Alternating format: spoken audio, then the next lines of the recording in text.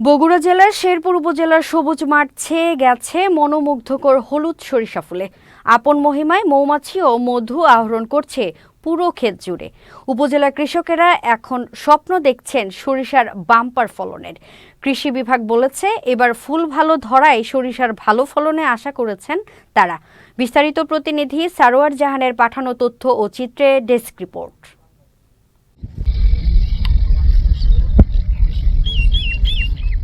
বগুড়া জেলার শেরপুর উপজেলার কৃষকরা সরিষা চাষে এবার ভালো লাভের আশা করছেন।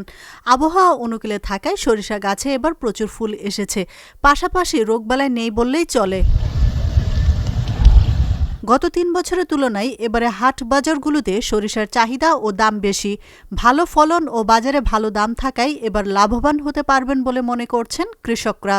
এবার আবহাওয়া ভালো থাকার কারণে শস্যের আবাদটা ভালো হয়েছে, দামও ভালো পাবো আশা করছি। শস্যের আবাদ এবার ভালো আছে, এবার বাজারে অনেক টাকা বিক্রি হবে, শস্য বিক্রি করলে ভালো হবে।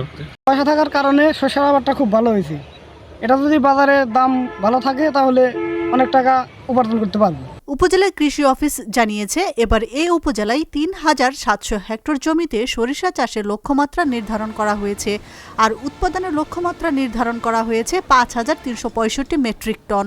এবছর আমরা সরিষার আবাদ লক্ষ্যমাত্রা ছিল ৩,৭০০ হেক্টর। যেহেতু গত বছর আমরা অর্জন করেছিলাম ৩,৬৬০ হেক্টর, সেই অনুযায়ী এবছর আমাদের লক্ষ্যমাত্রা ছিল ৩,৭০০ হেক্টর।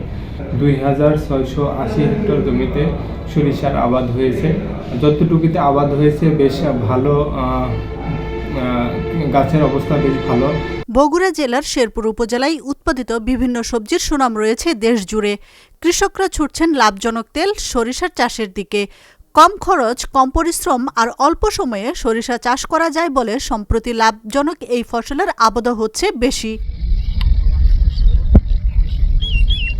আশরাফুন নাহার মালা, চ্যানেল এস নিউজ ডেস্ক।